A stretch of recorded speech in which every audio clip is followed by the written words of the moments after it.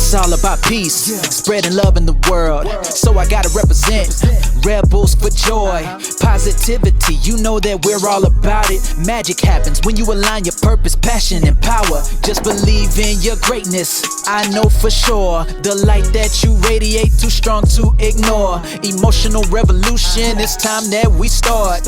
Love, we need more. We are rebels for joy. Woo!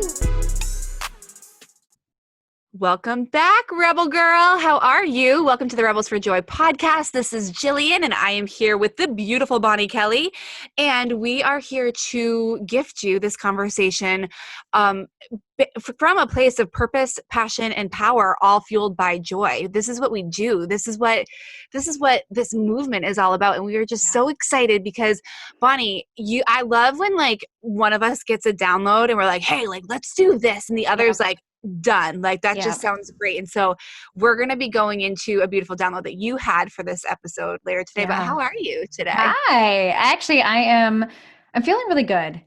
Today, if you're listening to this, so this is actually, much later in the podcast, but today is actually the official launch of the podcast. And so our hearts are just been overwhelmed with the support of our listeners who have subscribed and rated and reviewing and sharing this, out there to the world and helping this movement become so much bigger than all of us. And we've had a lot of feedback so far of how this has helped people, how so many of you feel heard, how you feel that we're giving words to what it is that you feel. And, we're just so honored. We're very humbled today to be here. Truly. I mean, you and I both said like our text messages have been blowing up and we've been asking, right? And we're going to continue doing this by the time you're listening to this. I don't know, it's April maybe, but every single subscribe to the podcast, every single 5-star rating, every single review matters, not just to make us pretty and popular in iTunes, but to the overall mission of what Rebels for Joy is. And this is helping women to rise into their purpose, passion, and power, helping to redefine sisterhood and womanhood and motherhood. We're just taking this to a whole new level. And it really is helped when the momentum is geared up by way of your subscriptions, you're sharing it with friends and downloads. So thank you in advance.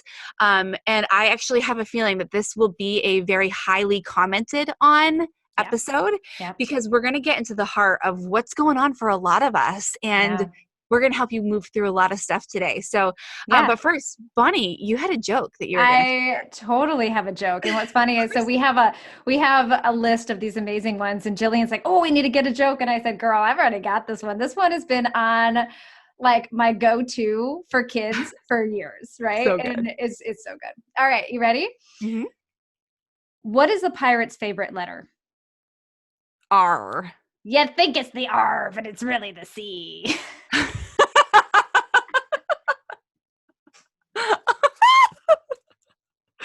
Oh, that's a really good one, BK.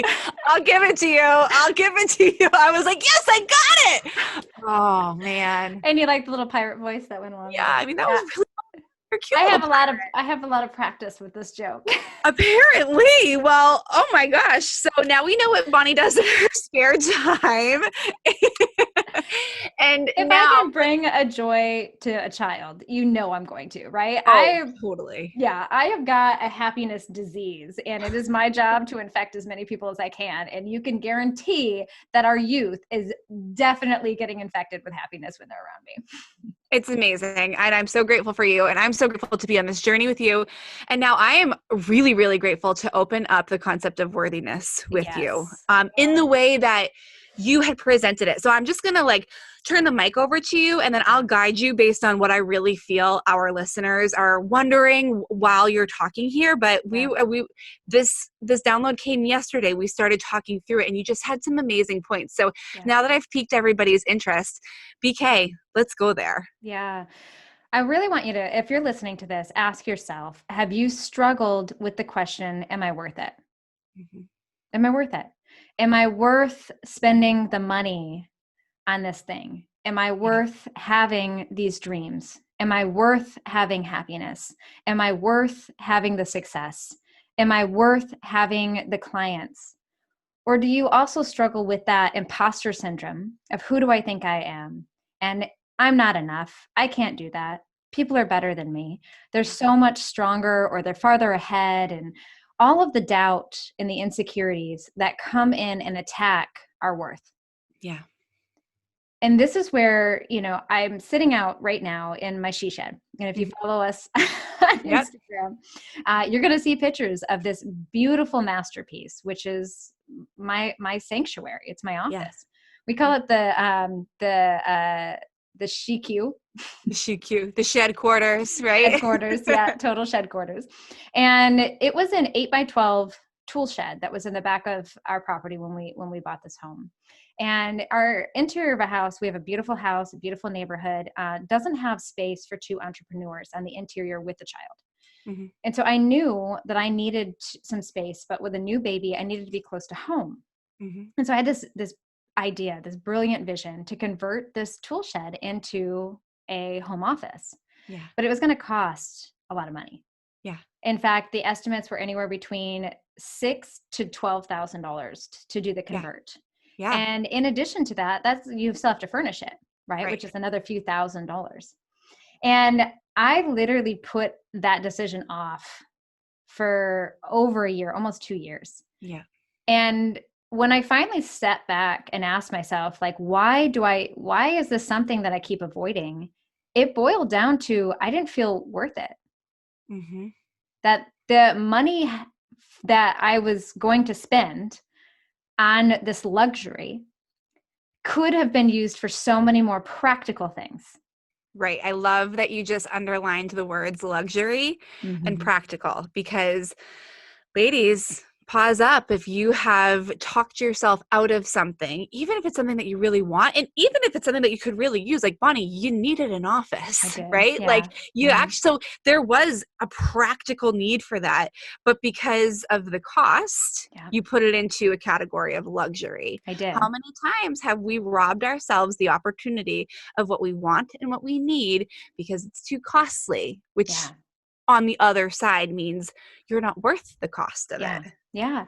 And what was interesting about it is that if my husband was the one that was in need of it, I wouldn't question. Right. Wouldn't have questioned it. In fact, like the interior of our house, one of the rooms is dedicated for his special space. So he's got his own office. And that wasn't a question. So I was the one that was working in the library in the front of the house with, the nanny taking care of the baby, and she's screaming and she's running and she's loud, and I'm not able to do my podcast recordings, my Zoom calls, like all of these things, and trying to juggle all of these components because I felt selfish to spend this money. I almost felt wasteful to spend this money on something that not only I needed, but it felt like such a luxury that I couldn't wrap my head around. And it's a necessity. And I couldn't wrap my head around because it was on me. Yeah. Yeah.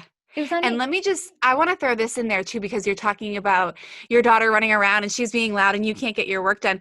But also, let's remember, mamas out there, this is not just a necessity for you, Bonnie. It's a necessity for your daughter too, because when she sees mama sitting over there in the library, guess who she wants? She wants to be with mama. Yeah. And so when she sees you, but she can't have you, then it's like meltdown time. Then it induces mom guilt time. Like it's a whole spiral effect. So, and of course, this is from my outside looking in. And of course, you couldn't wrap your head around that in the context of, but I'm just not worth it. Yeah. And the funny thing that wasn't even in my peripheral, right? Like I wasn't even aware that this was a worthiness issue for me. In fact, I was being practical. I was being rational, right? At the time, having a baby, taking the time off work, my business was shifting. Our partnership was starting. There was all of these dimensional shifts that were also taking place that it didn't make sense to spend the money on myself, right? And yet, what was interesting, when I sat back, I'm not even joking, I wouldn't have questioned spending the money if my husband needed this or if my daughter needed this. Mm-hmm. Wouldn't have questioned it. And that's when I really kind of finally said, you know what, I'm doing this. I'm doing this for me. And I made the investment. I remodeled the shed, which if you haven't seen it, it's spectacular. Go to Instagram. Go find Bonnie on Instagram. Make sure you follow her. And it's just the most beautiful. Like you texted me pictures the other night. I'm like, I would live there. And you were like, I would too. It a loft. So beautiful.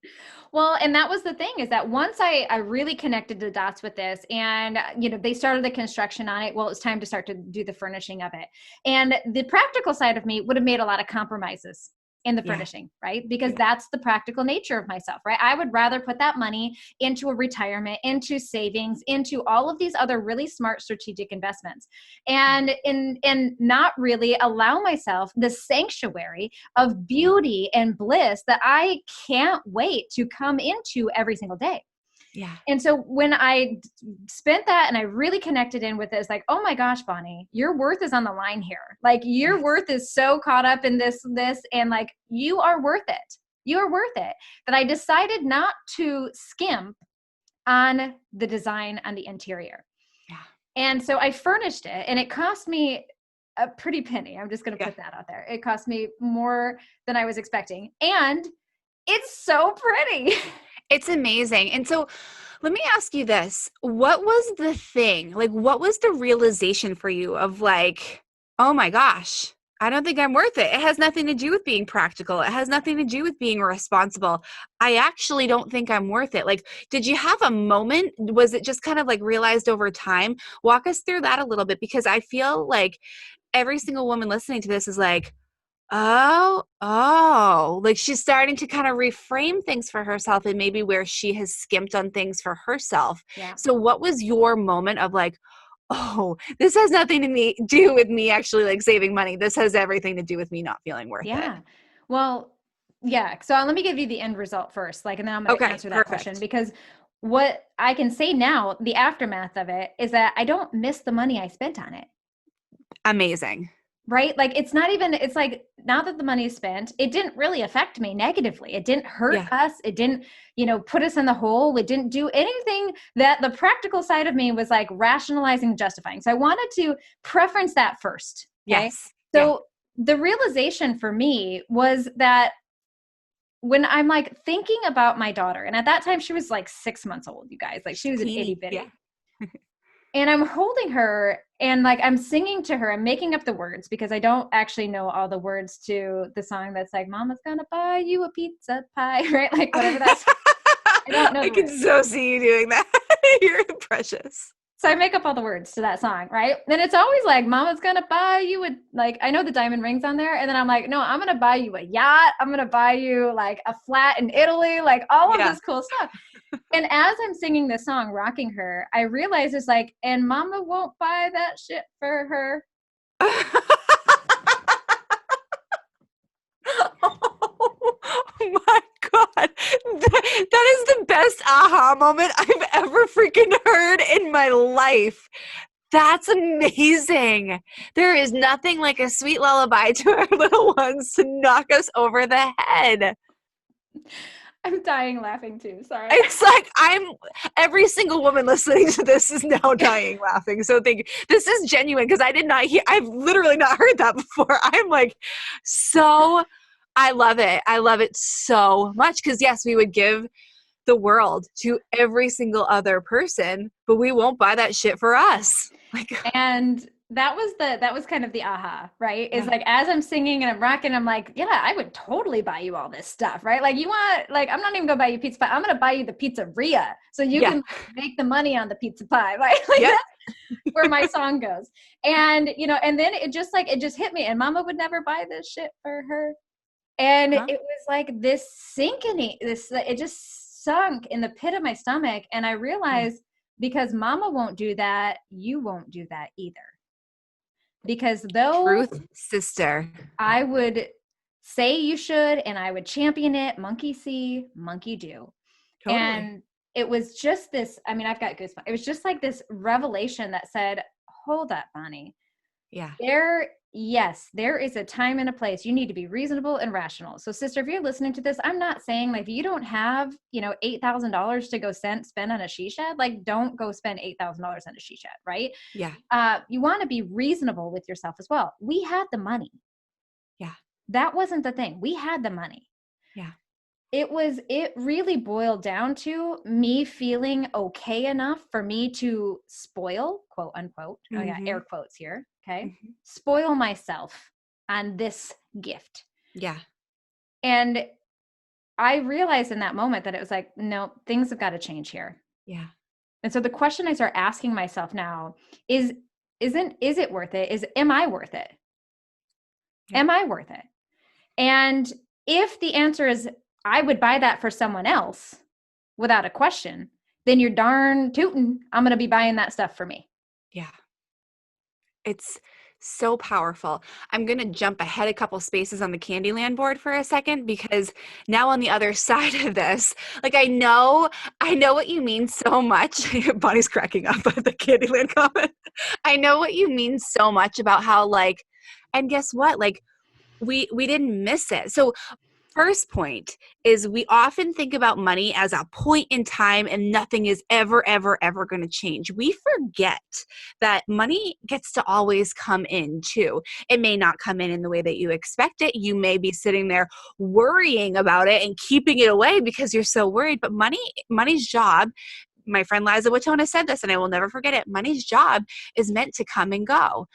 And so when we're thinking about what we're going to spend, I don't know about you, but I like take a snapshot of my bank account and I'm like, nothing else is ever going to come in. I can't possibly spend a penny of this. And that's just not true. So I love that so much. And then here's like the extra skip on the board here. You in that space have been able to call in so much money for your family because this is your she shed. This is your office. Not only is it the place that you go to work, but it is the place that makes you feel amazing. Like when you said earlier, it is beautiful and I look forward to being there. Energy, friends, right? Like attracts like. If you love being in that space, if it lights you up, you are literally rising up the scale toward abundance, toward joy, and you're not doing anything. You're just walking into a space that you've cultivated and made your own. And only abundant, joyful things can meet you on that frequency. So yes, this is where you go to work, but it's not like you're going and like dragging your head against the walls of your office because you're working. Like you just feel inspired being there. Yes. Yeah. And I'm so much more creative. I've got, I'm more motivated to really make those phone calls, to connect with the women, to show up more on the lives, because I've got a space that feels, safe for me to be completely transparent and vulnerable. Yes. Because in full transparency, I mean, I'm that person that still feels embarrassed if I'm going to go live in a Starbucks or something, right? Where other people are watching me, because it's not that I really care about what they think. I guess that's a lie. That's a lie. I actually worry about like, are they thinking I'm this egocentric, like total online maniac? And I don't know what they're thinking. Who really cares what they're thinking? But it's like I found myself willing to show up more because I have this sanctuary for me to come to and be fully transparent and share with you guys these intimate moments and say like, yeah, look, my worth was tested here. Yeah. Right. As your rebellion leader, we're going to guide you and teach you and coach you to stand in your worth and to own your worth. And yet, even along that journey, we even will have moments where we don't even realize that our worth is on the line. Yeah. Right. Yep. And it's so imperative for us to be that transparent with you and say, girl, like we might have a lot of solutions, but we don't have all the solutions. And if there's a coach out there that says that, then you need to run as far and as oh fast my gosh. Yeah.